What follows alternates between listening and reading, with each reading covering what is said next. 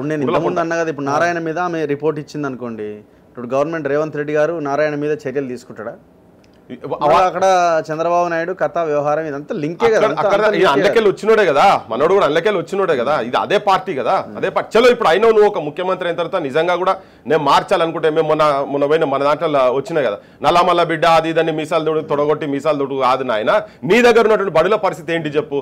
ఇగో పంతులు మా పిల్లలు లేని దగ్గర పంతులు ఉన్నారని చెప్తున్నారు, మరి పిల్లలేమో 420 మంది 360 మంది ఉన్న దగ్గరనేమో టీచర్లు 2-3 ఉన్న తర్వాత అక్కడనేమో ఆ రీజన్ చెప్తారు. మరి పిల్లల దగ్గర మీరు టీచర్లు ఎందుకు అపాయింట్ చేస్తలేరు? పిల్లల దగ్గర మీరు బాత్రూమ్లు ఎందుకు ఉంటాయి? పిల్లల దగ్గర ప్రహారీ గోడలు ఎందుకు ఉంటాయి? పిల్లల దగ్గర నీకు కరెంట్ ఎందుకు ఉండదు? ఇవి కూడా పట్టించుకోవాలి. అందులో కూడా ఆడిపిల్లలే కదా. ఇప్పుడు శారద గారు ఆడి కూడా పోవాలి. అవును,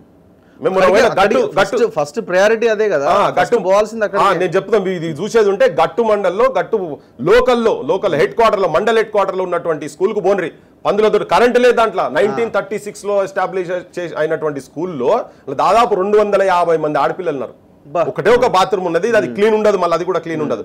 దాని ఎదురుగానే ప్రైమరీ స్కూల్ ఉంటుంది. అంటే ఫస్ట్ నుంచి 5th క్లాస్ వరకు ఉన్నటువంటి స్కూల్లో 100 మంది పిల్లలు ఉన్నారు, 2 ఆడవాళ్ళు టీచర్లు ఉన్నారు. అలా అసలు టాయిలెట్ లేదు, కాంపౌండ్ లేదు. ఎట్లా పోతారు వీళ్ళంతా? ఎక్కడికి పోవాలి? మొన్న కూడా మన స్కూల్కి పోయినాం కదా మనం, అదే మద్దూరు జూనియర్ కాలేజ్, అది జూనియర్ కాలేజ్ మనం పోయింది.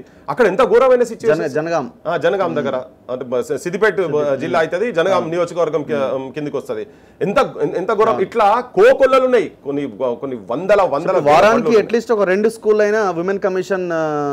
సరే అట్లీస్ట్ వారానికి ఒక స్కూల్ అయినా, కనీసం వారానికి ఒక స్కూల్ అయినా వీళ్ళు విజిట్ చేయాలా? ఎస్, మొత్తం ఇది ఒక పాలసీ టేకప్. అన్ని తెలుసు వీళ్ళకు, గవర్నమెంట్కి తెలియదా ఇవన్నీ? ఎన్ని రోజుల నుంచి మొత్తుకుంటున్నాం. మన యూనివర్సిటీలలో కూడా పోయినాం కదా, మురికి కాలువలు అక్కడ సేమ్ ఏదైతే ఉన్నదో అక్కడ సేమ్ గట్టు దగ్గర కూడా మొత్తం డర్టీ వాటర్ అంతా, డ్రైనేజ్ వాటర్ మొత్తం నిల్చున్నాయి. విజువల్స్ కూడా మనం చూపించినాం. తాగే మంచినీళ్ళు కూడా ఇయ్యలేనటువంటి పిచ్చి చెత్త ప్రభుత్వాలు. ఏం ప్రభుత్వాలు అండి నాకు అర్థమైతలేదు. బల్లులు తొండలు ఉంటాయి ఆ ట్యాంకులలో, పాకురు ఉంటుందా?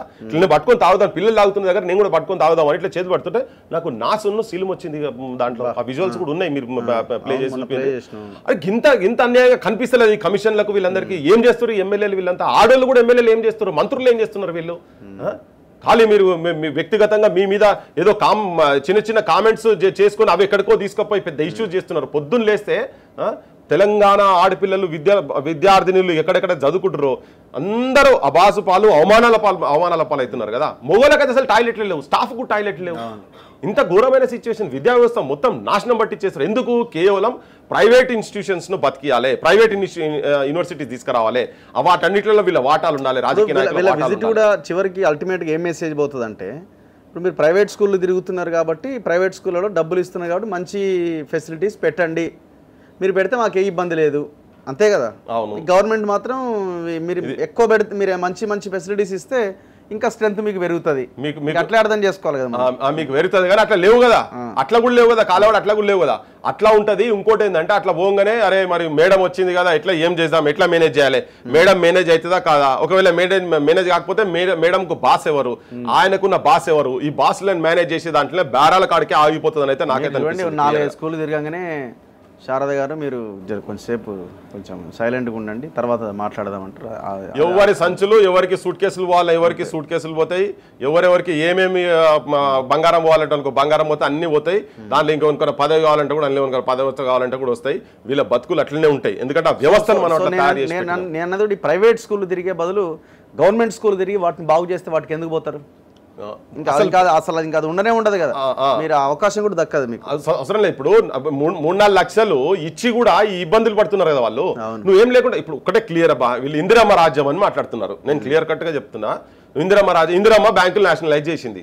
ఇప్పుడు పర్మిషన్ లేకుండా, ఇప్పుడు విమెన్ కమిషన్ చైర్మన్ పోయినటువంటి కాలేజ్కే పర్మిషన్ లేదు. ఉన్నదంటే చూపిమని చెప్పండి.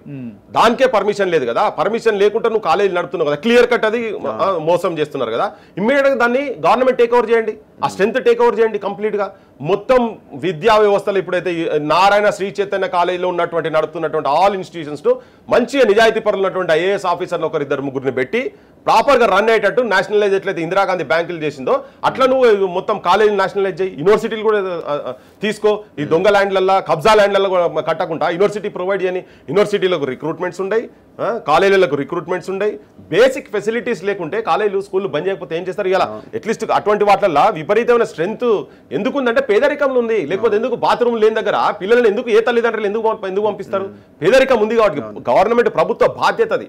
వాళ్ళు ఇటువంటి అన్ని ప్రొవైడ్ చేసిన బాధ్యత. మనం ట్యాక్సులు కడుతున్నాం కదా, ప్రతి దాని మీద కడుతున్నాం. ప్రతి ఊరిలో గ్రామ పంచాయతీకి దానికి నిధి ఉంటుంది, లైబ్రరీ నిధులు ఉంటాయి, ఏమీ లేవు. అన్ని మొత్తం నాకి పడేసి ఈ దొంగలు కొంతమంది ఉన్నటువంటి రాజకీయ నాయకులు బ్యూరోక్రాట్స్ చేతులలో సంపద మొత్తం వాళ్ళ చేతులలో ఉంటున్నది, వాళ్ళ గల్లపెట్టెలలో, వాళ్ళ బ్యాంక్ అకౌంట్లలో, ఇక్కడ కాకపోతే బయట దేశాలలో పోయి పెట్టుకొని మస్తు విలాసవంతమైన జీవితాలు. వీళ్ళ కష్టాలతో, పేదల కష్టాలు, పేదల శవాల మీద వీళ్ళు పేలాలు ఏరుకున్నట్టు ఈ రాజకీయ నాయకులు ఇవన్నీ చేస్తున్నారు. బాధతో మాట్లాడుతున్నాం, అటువంటి చూసి అవమానపడుకుంటూ మాట్లాడుతున్నాం మనం. ఇంత దుస్థితి, ఇంత చెత్త సిచ్యువేషన్ అని.